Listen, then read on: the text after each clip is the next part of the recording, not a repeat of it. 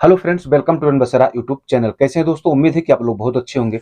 छुट्टी, हुरूब, final exit और नकल कफाला, इन चारों को लेकर मैं आज आप लोगों को बहुत लेटेस्ट जानकारी देने वाला हूं। तो वीडियो को बिना स्किप किए पूरा जरूर देख लीजिएगा।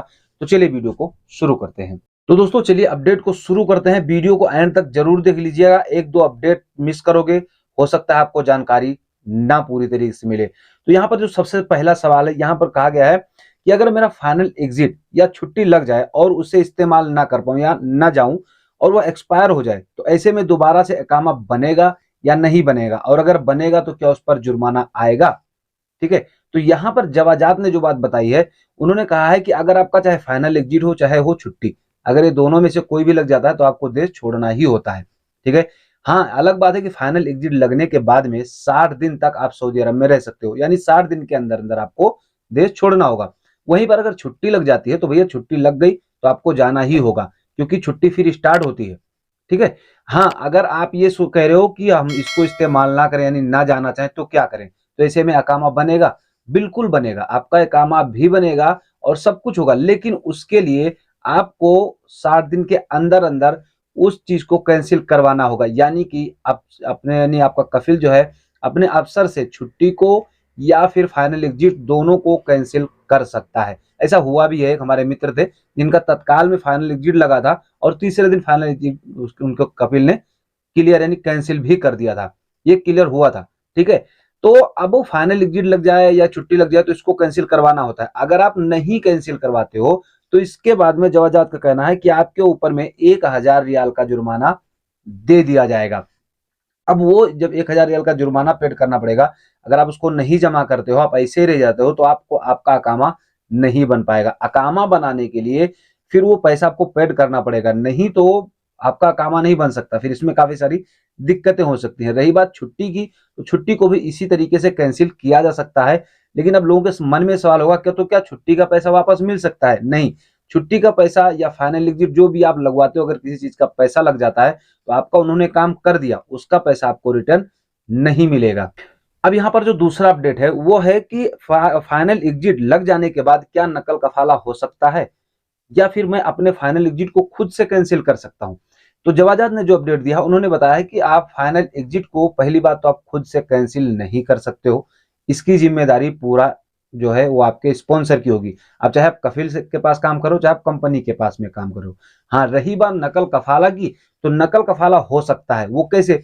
आपका फाइनल एग्जिट 60 दिन के अंदर अंदर कैंसिल होना चाहिए। उसके बाद में अकामा आपका रिन्यूअल करवाना पड़ेगा, यानी अकामा बनवाना पड़ेगा। जब अकाम कुछ जवाजात के फीस वगैरह होते हैं जिनको पेड करना होगा, उसको पेड करने के बाद में आपका अकामा दोबारा से बन जाएगा और उसके बाद में आपका नॉर्मल तरीके से नकल कफाला भी हो जाएगा। लेकिन भैया इसके लिए रजामंदी कफील के या आपके स्पॉन्सर की होना जरूरी है। अच्छा, एक बात जो मैं आप लोगों को बताने जा रहा हूं, ये बात अक्सर लोगों के दिमाग में भी चलता है और इस चीज को लेकर कुछ लोगों को डर भी लगा रहता है।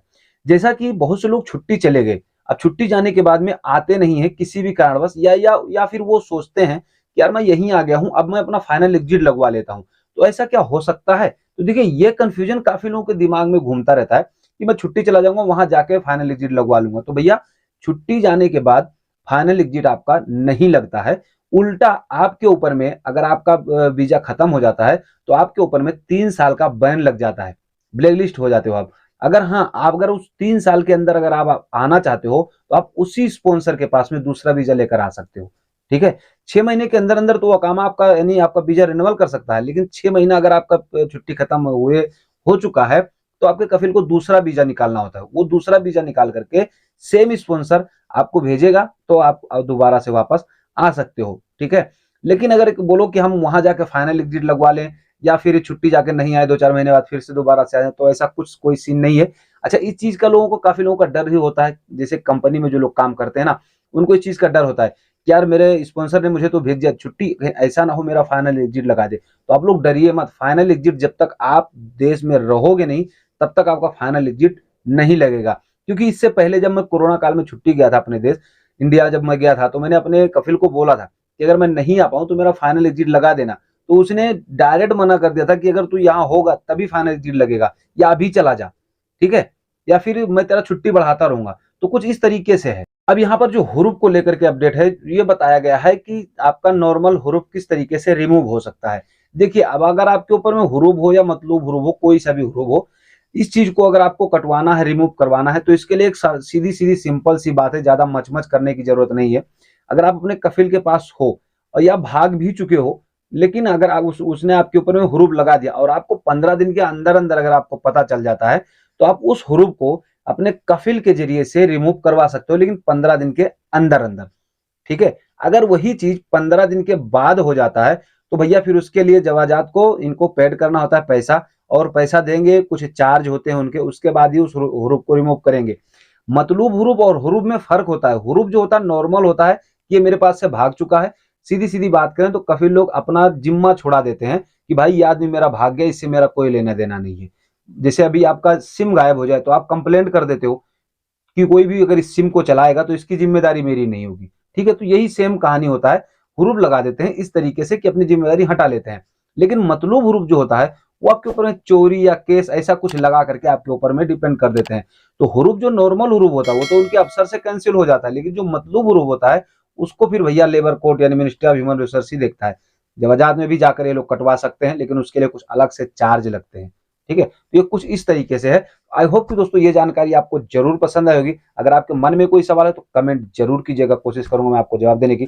नीचे फेसबुक का लिंक दिया हुआ है, इंस्टाग्राम का लिंक दिया हुआ है, प्लीज आप लोग जाकर के फॉलो कर लीजिए। वहां पर भी वीडियो अपलोड होती रहती है। अगर आप मेरा वीडियो फेसबुक पेज पर देखें तो प्लीज पेज को फॉलो कर लीजिएगा, वीडियो को शेयर जरूर कर दीजिएगा। चलिए फिर मिलेंगे आपसे नेक्स्ट वीडियो नेक्स्ट अपडेट के साथ में, तब तक के लिए जय हिंद।